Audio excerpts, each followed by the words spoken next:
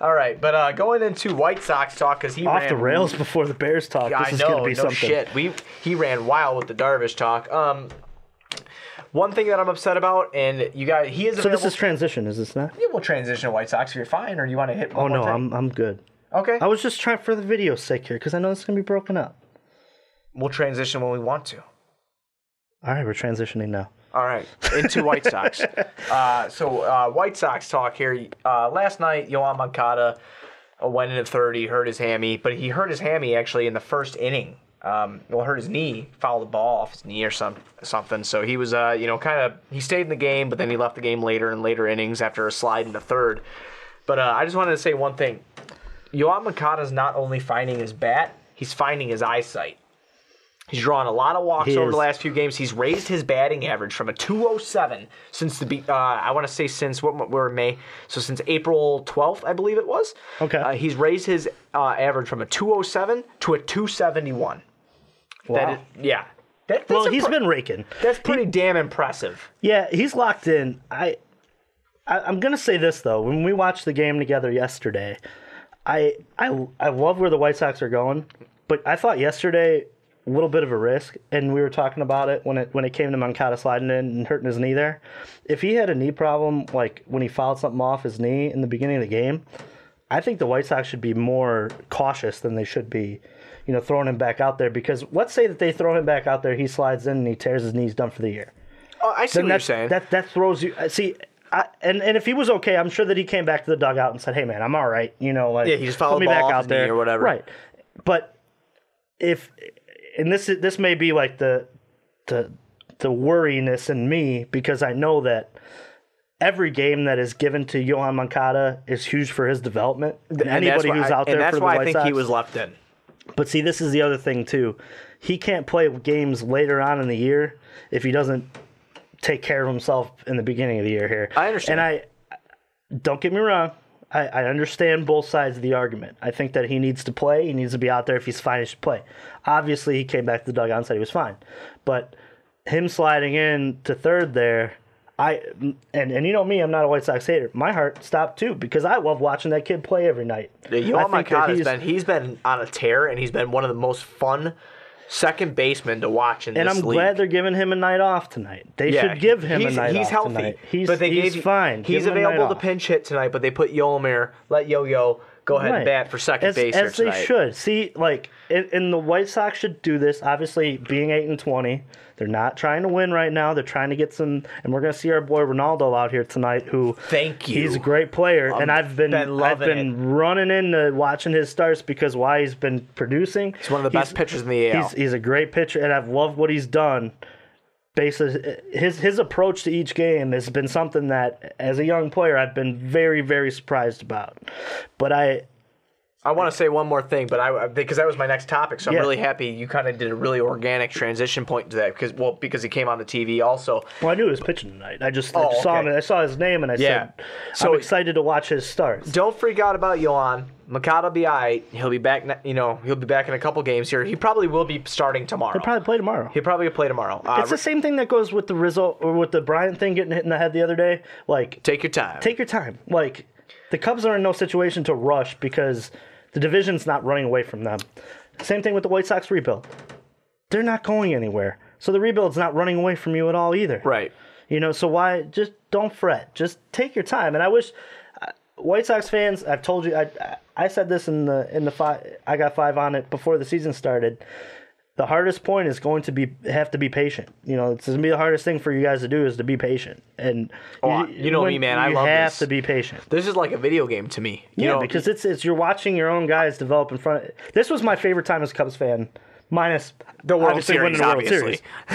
But I remember sitting in college watching Chris Bryant come up. Yeah, but I'll tell you what. Right now, one plug for him, real quick. Plug to you, my daddy. when you were in the playoffs, my old man let you. We sat at the bar together. We did. We watched every playoff I game. think that was the most. I don't know. I mean, obviously, when you guys won the World Series, that was probably the best moment. But I'll tell you, one of the coolest baseball moments ever was me, the old man, and you sitting down there for that Dodgers that game. was a freaking wreck. And we were drinking beer together, just having a nice time. I think he cooked something that night. I think He it was made country ribs. ribs. It was It wasn't baby bag. It was country. We had country ribs, Bears game ribs. Which, hey, our viewers, man, like, we're going to do some great tailgates. Oh, yeah. And maybe we do something where we get a viewer to come with us. I would love that, get man. Some Bears if you're at a game, if you're going to a game, if you're in Chicago, hit us up. Tweet us. Let us know. Because we're going to go, we were just talking about going to opening night. Yeah, we were talking about going to opening game, for sure. But yeah, back to... I'm sorry, but as far as that was amazing, though. Yeah, and I remember sitting there at your bar, at the bar down there in the basement. I do not have my dad has a built-in bar. Which we pretty much lived... I know this sounds terrible, but we pretty much lived at as kids. Yeah, oh yeah.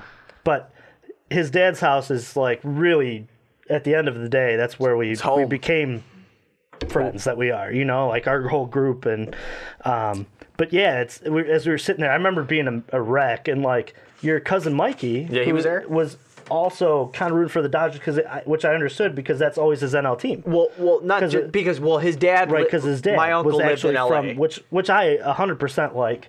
I was cool with, but it was cool because like it was a special moment though. And being a Cub fan, like going into that year, like I had full expectations that maybe they were going to get to the World Series, but there's always that doubt in the back of every Cubs fan's mind that, hey, we're going to fucking blow this. Oh yeah. But I think it's every Chicago sports fan mind too. Yeah, that's fair. But I just that was a great moment, and like and you could say this, that when the White Sox won the World Series, I was very supportive. Hey man, you were there. I always said that the White Sox were 1A, and I know were there that for the Pasetnik home run at my house. I was. I remember that. We were little kids. That was awesome. Yeah, it was amazing. And hey, Chicago baseball and Chicago fans, I'm going to give a little bit of advice. Don't hate those Southsiders.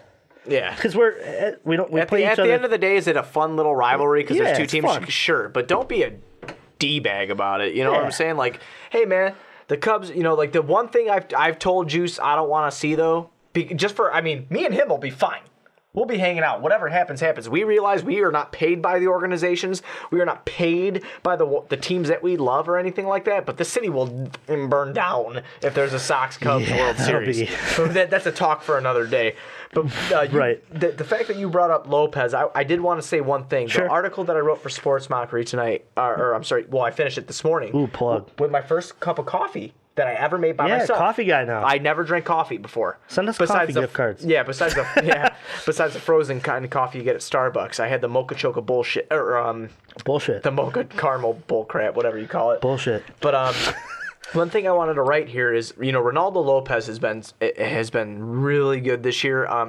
He has 4 quality starts. Mm-hmm. Dude's been robbed. He's 0-2. Right. He's 0-2, guys, and his ERA is a 1.78.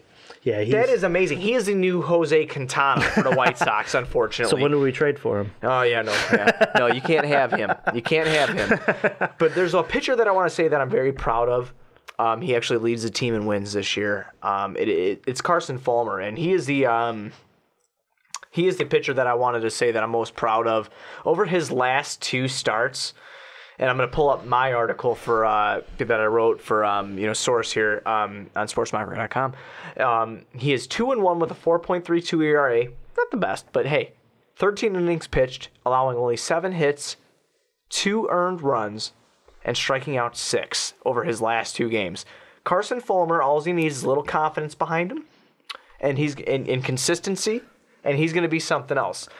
Bad thing is, all these prospects we have are right-handers. Yeah, you got. So we're gonna have to keep Rodon for sure, and I hate Rodon. Juice knows I hate Rodon. Uh-huh. But anyway, I just want to say that I'm very proud of Giolito. He played a hell of a game we watched yesterday together. Right. He played a hell of a game, and then he got rocked at the end there. You guys can't beat homers. those freaking Cardinals, man. He's so young, dude. But no, I know. I wasn't even thinking about that. And I was rooting for the White Sox the whole time. I just think that Giolito, Lopez, and Fulmer, if you're a Sox fan this year, those are the starts that you're looking forward to. Because other than that, you're getting Miguel Gonzalez, who And then you're getting James Shields, who please retire. Like, I mean, seriously, like, ask the Sox if they'll pay you out. One more year on that deal? Yes. I can't stand his ass. He ain't going nowhere. But that's a decent-sized deal, is it not? Yeah, it was a very decent-sized deal. But real quick, just I wanted to say Dylan Cease from the Jose Quintana trade 2 nights ago. 12 strikeouts in Double-A Birmingham. Or I'm sorry, no, I'm Single-A. I'm sorry. I'm so sorry. Single-A Winston-Salem. 12 strikeouts over 6 innings of work with 2 hits allowed. He's my guy for you. Dane Dunning just collected another win for Double-A Birmingham. So very, very excited about that. And that'll be our Sox talk for the day. This last. Well, Dylan Cease, really quick on Dylan Cease. Oh, go ahead. Dylan Cease, and we've had this conversation before. Love him to death. He is your Kyle Hendricks. He is your out of nowhere, not really out of nowhere. Obviously, he was in the Cubs system, very highly touted. But he's your Kyle Hendricks, man. I really do think that he's going to be one of your top 2 pitchers. He may not be the guy. But he's going to be a guy that you're like, wow, we really struck gold. I think with the pitching prospects that we have, I think that Dylan Cease is either our second or third. I'll agree with you on that. I think Ronaldo Lopez is going to be something that people... He's doing it. Yeah, he's showing it now. He's doing it now. Yeah, that's in front of you now. I'd like to see what Dylan Cease could have did with these major league hitters. He's been nothing but electric down there. Double-A or Triple-A? He's in Single-A. Oh, wow. Okay. Yeah, Dylan Cease is Single-A Winston-Salem right now. He's going to get promoted but real he's in soon. high class. Right. He's not in Kannapolis. He's in Winston-Salem. Right. So, I mean, that he's still playing against pretty stiff competition down there. Yeah, no, but it's about time to see what he can do with Double-A, I think, don't you think? But the thing is I'm so scared is, like, what's going to happen? And I want to, I know we're doing a lot of baseball talk, but, I mean, it's just so interesting. Right, we got a lot going on. I just want to ask your opinion on this. Between Alec Hansen, Dane Dunning, Dylan Cease, and Michael Kopech, and then you already have Giolito and Ronaldo Lopez up here, along with Carson Fulmer. Kyle, what is that, man? That's 7. Yeah. That is 7 right-handed pitchers. You got a lot. So we need at least, listen, and tell me if I'm wrong, but when we were building teams as kids on our video games, I always had 2 lefties and I always had 3 righties. Yeah. Just to shake that lineup up, you know what I'm saying? I guess really it depends so what do you do? It depends on your outlook on baseball. Because Rodon is still young. See, you're starting to get to a point in the year where, well, in baseball as well. Well, for us, it doesn't matter at all because we don't know who's going to pan out and who doesn't yet. Obviously 1 or 2 of those guys are not going to be the guy. You know what I mean? Some of them are going to move to the bullpen. You know, that's the end of it. And what really upset me but see, like, is Fulmer. The coolest thing, though, like, that I thought the Cubs didn't have any high profile lefties in their system either that they brought up. They got John Lester. They obviously did it a different way where they brought up position players and then traded or signed pitching. Well, correct me if I'm wrong, but besides Hayward, I mean, your outfield and your infield is pretty organic. Yeah, most of them are. And then between Almora and center and in left, you have your platoon of Schwarber and Happ. That's both draft picks, and your whole infield is essentially See, like the way I'm looking at it is like, but that's position player. See, it's so hard to compare in this because like the Cubs really, other than Hendricks, it's fun to compare though because you really can't pitching wise though because Hendricks was the only one that's homegrown. That's what I mean. And he's not even really because he was a Ranger for. It's what the hell traded for him. What the hell do you do? Well, this is the smart. Especially if these guys are something else. Okay, this is when you're a White Sox fan. This is the smart thing that obviously Rick Hahn did. He knew that he isn't going to have the budget that the Cubs are going to have to pay pitching like that. So he went and signed and got high-profile right-handers to go and so he doesn't have to pay for it later. He's hoping that 1, 2, or 3 of them pan out, and then all you end up having to do is to pay a lefty like a Kershaw, like a, I don't think that they're going to pay that's not how that's going to go. That's not happening. But you're going to go and get a high-profile lefty. You might end up getting Quintana back because he does not want to leave Chicago. Right. Period. I understand that, but I mean, like having if you need a lefty, I think Rodon could be our 3rd or 4th. Like, and that's just speculation because of how everybody's pitching. It's tough because But Alec Hansen's not proven yet because he's been hurt. Right. Down there in the minors. But I'm just very curious because all the pitching prospects we have, but the outfielding prospects are the same damn way. Dude, the Sox still have like I think it's 7 players in the top 100, and we called up Giolito, Lopez, and Moncada. Right. And we're still a top 3 farm system. That's kind of unheard of. Well, that's the same way that the Cubs did it, though, too, because they brought up your KBs and your Addison Russells really early, too. Did Rizzo play straight off the bat? Well, Anthony Rizzo... Because that was a San Diego trade, right? Anthony Rizzo was sent down from the Padres after struggling, and then they traded, and then Rizzo actually was plug and place right into the lineup when they traded for him that year. But Theo, the only one to do that, I think, because everyone Rizzo was else never with the Red Sox, correct? He was with the not So up he went, on. Well, no, he I think he might have pinch hit for the Red Sox. But no, like, I'm just talking about on in the day. organization wise. So he was Padres, Red Sox, Cubs. Red Sox, Padres, Cubs. Okay. Because Theo traded for Rizzo when he was with San Diego. Okay. And then he came back, and that's the funny thing that they traded for Rizzo twice. Right. And actually, Theo traded away Rizzo because he was going to, I forgot what deal he was in. Something with, it might have been a closer or a starter. Yeah, I remember I remember when he traded for him when he came to Chicago, though. I remember that. Yeah. But Rizzo was the only one to come up. Them shirts, dude. Is that the Belton Bill Melton That's shirt? the Belton Bill Melton. Dude, if we would have went tonight, we had the chance to go tonight. We should have went. But I want to go. I love going to the... Yeah, but we wanted to record for everybody. Yeah, we did for everybody. We need to go soon, though. We will. It's only going to cost us $2. Yeah, right. No, but I think that what'll end up happening is one of those, 3 of those guys are going to end up being in your rotation everyday guys. And then the White Sox are going to have to trade for a guy who, like your Cubs, your John Lester, who came in, who was playoff ready, been there, experienced, a guy who, they're going to pay over $100K for, or $100 mil for, but they're going to have to plug and place a guy who's been there. Jerry has no problem paying somebody for the Sox. And they're going to have plenty of money to do it. Because you read that article last year from CBS Chicago, man, and I'm going to plug it right now. Michael has his own life. Michael Reinsdorf, that is. If Chicago fans don't know, Michael has his own life. Michael has his own money. And supposedly he has full reign of the Chicago Bulls. Jerry's first love is baseball. Yeah, that'll be... So Jerry's got billions just to throw at baseball. Yeah, it'll be really interesting to see the payroll for the White Sox in 2 years. Oh, because man. I think that as your fans come back, as they get excited for the rebuild, and they have been... I know it's early, it's May, but they sold out opening day, and they've done well. There's been decent size attendance at the games for what is going on with the team. Obviously, they're 8-20. It's hard to go when they're. I know this would probably be like a 40 or 30-minute video on YouTube, but Ricky, we're gonna say this right now. I don't want any fancy titles for this. I just want this named the Outcasts MLB News, because I'm gonna tell you why. Because this is actually good information that people who need to get into baseball or listeners of us need to know. This is fantastic stuff. Yeah, This is and not that we're like the smartest people in the world or anything, we're not, but this is insight. We're real. This is insight for people who don't know about baseball. And want to. Because I'm telling you what right now, the Cubs are a young team.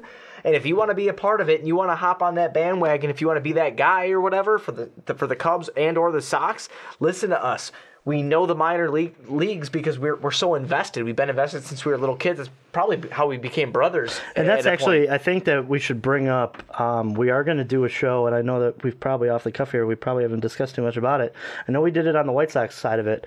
We're going to do a minor league evaluation on the show. And actually, the Cubs have a couple guys I want to talk about as well. Not today, but I want to dive into some Cubs stuff, too, that's coming down the pan. I'd like to do that for spring call-ups. Yeah. I think we should do that for spring call-up time. Yeah, September call-ups. Yeah, and I agree with that, too. Because said spring. Yeah, it's fair. I knew what you meant.